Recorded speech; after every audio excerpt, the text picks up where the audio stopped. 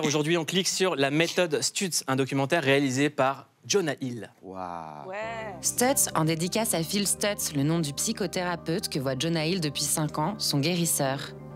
My life has gotten immeasurably better as a result of working with you. Après 90s, l'acteur américain endosse pour la 2e fois la casquette de réalisateur et place la santé mentale au cœur de son premier documentaire. 90 minutes durant lesquelles il met en scène sa propre thérapie. I was denying myself because I felt so much shame about that this was me. Installé dans le fauteuil de son spécialiste, Jonah Hill, qui a révélé souffrir de crises d'angoisse, dissèque les dessous de ses séances de psychanalyse. I want to present your tools, so if it worked for me, maybe it will work for other people. Depuis, le cinéaste de 38 ans a annoncé ne plus vouloir assurer la promotion de ses prochains films, l'exposition médiatique exacerbant son anxiété depuis des années. I feel like I spent my whole 20s trying to be what people wanted me to be. S'il y a quelques années, le sujet était encore tabou, aujourd'hui, de plus en plus de célébrités témoignent de leur mal-être. Et moi, je crois que je suis arrivé à un moment où j'en avais assez, je pense. À un moment, quand on travaille de trop, on arrive à un burn-out. Alors, pourquoi nos artistes sont-ils tristes? Bonsoir Cyrus North. Vous êtes créateur de contenu, connu pour votre travail de vulgarisation scientifique sur YouTube. On regarde. Est-ce que vous vous demandez parfois pourquoi les choses sont telles qu'elles sont et pourquoi elles ne sont pas autrement? Je m'appelle Cyrus North et j'ai essayé de répondre à cette question sur cette chaîne YouTube. Cette vidéo, elle parle d'un sujet qui est assez sensible sur Internet, c'est le sujet de la woke culture. Déjà, le terme woke, en anglais, veut dire éveillé. Alors, éveillé à quoi? Eh bien, éveillé en fait aux inégalités sociales qui constituent notre monde. J'ai été hyper surpris par l'importance de l'astrologie. Le concept, c'est que la position des planètes à ma naissance a un impact sur le déroulé de ma vie. C'est le moment de découvrir l'histoire de l'homme le plus barré de son époque, le crack ultime de l'Antiquité, Diogène de Sinope. À vos côtés, Fernando de Amorim, vous êtes une légende du rap, mais avant tout psychanalyste. Vous êtes aussi le psy-culte de l'émission Thérapie. Je l'aime trop. Diffusé sur la chaîne Vice, on regarde. Ah ouais. Je suis fan. Moi aussi, de ouf. Ça va venir. J'ai envie de maigrir, mais je me dis quoi? Je me dis, ça se peut, je maigris, ma carrière, elle s'arrête. C'est dur, hein? Parce que... Quel est le rapport? Et c'est dur, mais il y en a un pourtant. Il y a combien de personnes, ils m'ont dit, demain, t'es plus gros, t'es plus Rémi. Vous savez, docteur, des fois, j'ai envie d'avoir peur, mais j'arrive pas. Et qu'est-ce que ça a produit dans le cœur de ces gamins que vous étiez? Ils étaient tristes. Et moi aussi. Qu'est-ce qui vous fait pleurer? Dites-moi. Des souvenirs? Non, il y en a beaucoup. Hein.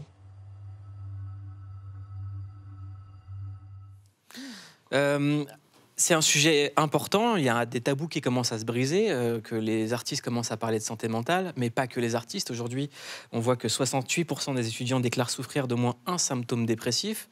Il y a plusieurs facteurs qui sont liés, il y a une société de plus en plus compliquée, il y a le post-Covid. Vous, par exemple, quand vous êtes au contact des artistes, est-ce que c'est des patients comme les autres? Non. Non. Non. Mais tout d'abord, je voulais vous dire simplement que j'étais très ému de voir cette scène-là. Je ne l'avais pas vue. Ah. C'est la première fois. Ah. J'étais très touché. J'ai envie de tout vous dire quand je vous vois de pleurer. Ouais. C'est l'accent. Donc, non, c'est les artistes, ils ont une particularité, c'est il y a une sorte de souffrance latente. Et ils ne sont pas préparés pour s'y jeter à l'eau, par exemple, devant un public, ou mener une carrière qui peut durer des années. Hein? Quelques-uns abandonnent au milieu de la route. Et ça, c'est regrettable.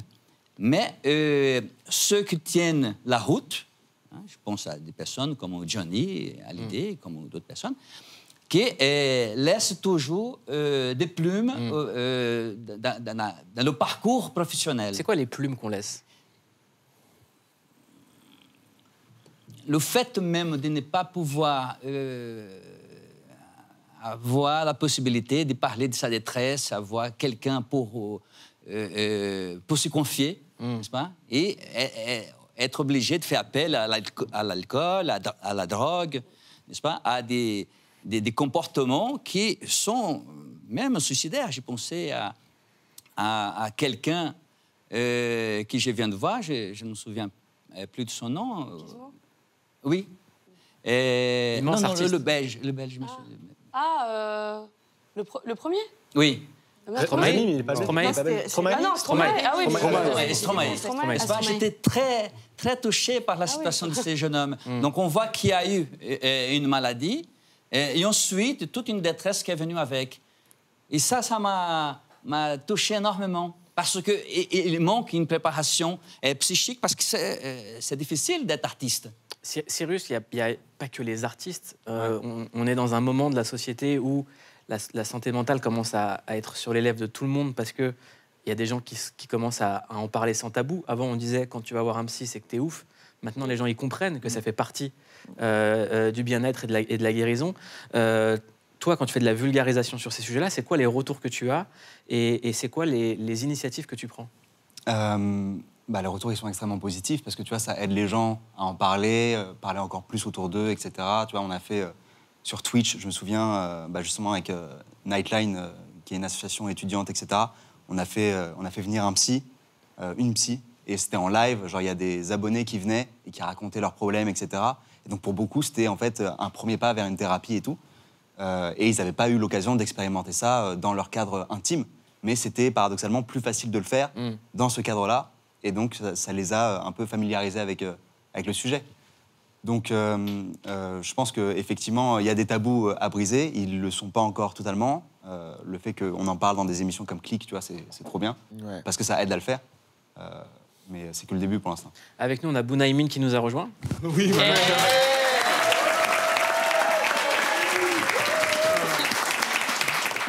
Boun, on va pas raconter ton histoire parce qu'elle est lourde et tu le fais très très bien sur scène et tu arrives à en faire de l'humour. Est-ce que toi, tu considères que c'est un tabou qu'il faut briser, la santé mentale? Mais évidemment. Il faut parler aux gens. Parler. Et c'est pour ça que, tu sais, souvent, les mecs dans la rue, ils parlent tout seuls, quoi. On a l'impression qu'ils sont fous. Mais il faut les écouter. Il faut les écouter et leur donner un peu à manger. Mais oui, parce que là, moi, c'est vraiment ce qui me fait vraiment peur, c'est que depuis le Covid, on est dans cette société vraiment où tout est sans contact et on dit tout. Il faut tout soit sans contact, les paiements, les liens, les trucs, et les gens arrêtent de se toucher et de se voir. Et oui, parlons-nous, aimons-nous vivants. Et je suis heureux de voir que vous êtes venus, parce que je suis leur caution cheveux. C'est clair. Non, mais moi, ce qui me touche dans le travail de Boun sur scène, c'est que il n'y a jamais un spectacle de Boun qui est pareil, parce qu'à chaque fois, il y a un endroit différent du spectacle où tu te mets à craquer. Ouais. Et j'ai toujours voulu comprendre pourquoi tu craquais. Parce que, en fait, parce que tu disais que les artistes, c'était des patients bizarres, parce que c'est pas humain. Je n'avais pas dit bizarre. Bizarre, pas comme les autres. Délicat. Délicat. Mais parce que c'est pas humain, en fait, d'être aimé par autant de gens. D'être, entre guillemets, aimé par autant de gens. Et surtout d'être 24 heures sur 24 sous ce masque social-là. Voilà, exactement. C'est le masque social qui est vraiment dur. Il y a un moment, ça craque et tu perds tes moyens. C'est normal. Ouais. Toi, Camille, t'as dit détester quand il a dit aimer. Oui, parce qu'il y a des gens qui sont détestés. Après, nous, on a la chance d'être aimés, mais il y a des gens qui sont vraiment détestés. Et puis, vous disiez un truc hyper intéressant. Vous disiez, il y a des artistes qui lâchent la rampe à un moment donné parce qu'ils s'abandonnent tout seuls, mais ils sont aussi souvent abandonnés. Il y en a qu'on n'aide pas et l'entourage est très important, mais je trouve que quand ils lâchent, c'est parce que psychologiquement, effectivement, ils sont fragiles et aussi qu'ils sont mal entourés. Mais c'est vrai qu'on a, je pense, tous eu des périodes où on a sombré. Hein. Enfin, c'est surtout le faut être partage. honnête, quoi. C'est surtout le partage que tu peux avoir avec les gens, parce que tu sais, quand tu dois te confier avec une personne, tu sais pas où c'est qu'après ça va, l'info, etc. et tout, où tu es toujours un peu vulnérable de te dire est-ce que cette personne est à côté de moi pour mon statut, ou pour moi vraiment. Et est-ce qu'on apprend de ça? Est-ce qu'avec le temps, tous les deux, vous avez appris sensibles à le sentir venir un peu plus? En vrai, oui, c'est l'expérience et c'est l'âge, je pense. Mais après, il y a un truc, c'est que en fait, ce qui est intéressant aussi, ce que tu disais, c'est que quand tu es devant les gens, il y a un masque social et on est vraiment obligé d'être tout le temps drôle, tout le temps gentil, tout le temps agréable. Mais il y a des moments en fait où c'est très dur. Tu dois être normal. Et normal, ça veut pas dire méchant, mais juste. Moi, j'ai une petite anecdote où je sortais de l'enterrement de mon grand-père il y a quelques années et il y a une nana, je suis en pleurs, donc vraiment en pleurs. Et elle me dit, on peut avoir une photo? bah, est-ce que je peux juste avoir le temps de sécher mes larmes et tout, mais j'ai senti qu'elle m'a tout de suite mis le bras et j'étais genre... Donc sa photo, je suis un peu en... Ouais. Je sais pas si je dois... J'ai eu pas mal de petits trucs comme ça. En plus, comme je suis sur les réseaux sociaux, les gens pensent que, en fait, ils peuvent tout de suite me toucher. En fait, c'est... Moi, j'aime vraiment ce métier, j'aime vraiment les gens.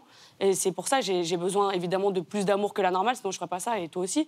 Et Dimo aussi, même s'il fait semblant. Non, Dimo, il a vraiment besoin d'amour de fou. Non, mais ce que je veux dire, c'est... Il a besoin de beaucoup d'amour. Beaucoup d'amour. J'ai pas fait semblant, et puis je te comprends tout à fait. Non, mais c'est vrai qu'à un moment donné, où quand t'es pas bien, et il y a des moments, tu peux pas être... Non, mais quand t'es pas bien, t'as le droit de pas être bien et de continuer à pas Oui, être mais bien. les gens qui te suivent, Voilà, ils peuvent pas forcément Moi, comprendre. Enfin, moi, personnellement, quand je suis pas bien, je fais pas semblant, quoi. Je suis pas bien. Et puis... Oui, moi non plus, mais c'est vrai que les gens, ils peuvent te dire, mais oui, normalement, lui, il est trop cool, mais ouais, là, il mais pleure. tu t'expliques aux gens, tu dis, ben là, j'ai pas envie, en fait. Tu vois. Ouais, mais il y en a qui l'acceptent Fernando, pas. qu'est-ce que ça évoque chez vous? Exactement. Je pense qu'il faut faire une distinction entre... Attention, moi j'ai peur, je peux pleurer à tout moment. Allez, moi, je pense qu'il faut faire une distinction entre le discours social et le discours sociétal. Donc, il y a des personnes qui, dans le discours social, qui peuvent tout à fait comprendre qu'un artiste, c'est un être humain qui, parfois, il a des moments où il a besoin de sa tranquillité, ces moments de secret, de rester tranquille. Mais le discours sociétal, c'est une injonction permanente. Et ça, les artistes vivent énormément. C'est son répit. Exactement. Donc, il faut que vous puissiez tout le temps être en forme, sourire tout le temps, rire tout le temps, faire rigoler tout le temps. C'est un enfer. Mais la question, c'est que c'est à vous de vous protéger. Parce que le discours sociétal ne pourra pas le faire. Moi, j'aimerais vous interroger sur un artiste qui m'a bouleversé. C'est Mustapha El Atrassi. Il a dit à la fin de son dernier spectacle... Vos rires sont mes larmes. Voilà, exactement. C'est exactement ça. Ça, c'est une phrase d'une très grande puissance et d'une très grande détresse, n'est-ce pas? Et quel artiste? On voit bien que les artistes ont... Mouloud, je peux pleurer, par contre. Si tu pleures, je pleure. On va pas pleurer. Ah, non. Voilà. On va faire des vagues. Pardon. Non, mais Il est con. On embrasse très fort Mustapha. Bah oui. Cette phrase, elle est forte. Oui. J'adore. Vos rires sont mes larmes. Exactement. Quand j'ai lu ça, votre équipe m'a envoyé donc, les documents, j'ai lu ça, je n'étais pas au courant, j'étais très bouleversé. Oui, exactement. Mais c'est là qu'il faut que, justement, l'artiste puisse s'y préparer pour accueillir ça. Je pense à Sacha Guitry qui parlait d'un combat, n'est-ce pas, de comédien avec le public. C'est-à-dire, il faut être prêt pour ces combats-là. C'est votre métier, par exemple. Moi, dans mon métier, je suis obligé de faire des choses, de me préserver. Par exemple, une gymnastique, avoir des moments de calme, d'être tranquille, parce que de 7h jusqu'à 21h, je suis sur le pont. Bien sûr. C'est vrai qu'on ne demande jamais aux psy comment ils vont. Pardon? On ne demande jamais aux psy comment ils vont. Demandez à leur psy, du coup. Eh bien, justement, je pensais que le problème que vous avez, c'est un problème que moi, j'ai résolu avec mon équipe. Par exemple, je pars du principe que la psychanalyse du psychanalyste est sans fin. Qu'est-ce que ça veut dire? C'est que normalement, les psychanalystes, indépendamment de leur diplôme de médecin ou de psychologue, ils font une psychanalyse personnelle. La question, c'est que normalement, cette psychanalyse, elle arrive à un terme, donc 10 ans, 15 ans, donc 20 ans. Et à un moment donné, le psychanalyste ne fréquente plus le divan de son psychanalyste. D'accord? Moi, je me suis dit qu'il faut continuer sa psychanalyse, même quand on sort de la psychanalyse. C'est intéressant ce que vous dites, et donc, ça revient sur Cyrus, parce qu'il y a quelque chose dans le discours des vidéos que tu fais pour aider les étudiants notamment, c'est qu'il ne faut pas attendre d'aller mal pour aller voir un psy. Exact. Ouais. Je rebondis aussi sur cette injonction au bonheur qui ne concerne pas que les artistes, tu vois, genre même sur toutes les strates de la société. Tu as ce truc où genre, il faut être heureux. Tu as une sociologue qui s'appelle Eva Illouz qui a écrit un livre qui s'appelle Happycracy, où elle parle de ça, et elle parle, tu vois, dans les entreprises, tu as tous les chief happiness officers, etc., où tu as vraiment ce truc où il faut impérativement être heureux. Alors que Jimo, tu l'as dit, genre, une des solutions aussi, c'est d'accepter. C'est OK d'aller mal. De vivre le malheur. Ouais, voilà. Parce que ça fait partie de la vie. Et ce qui est cool dans le fait qu'on parle du fait que des artistes soient en dépression ou mal, c'est juste que c'est une couche de la société qui est très vue C'est au-delà de ça, au lieu de s'intéresser aux artistes en particulier. Moi, ce que je trouve beau dans ce qui se passe en ce moment, c'est que les artistes peuvent motiver n'importe qui à aller voir un médecin. Et surtout, une dernière chose, aller voir des médecins, aller voir des psychiatres qui ont fait des études de médecine. Des psychologues. C'est ce que je conseille, des psychiatres en particulier, qui pourront vous prescrire des choses, ou votre médecin généraliste.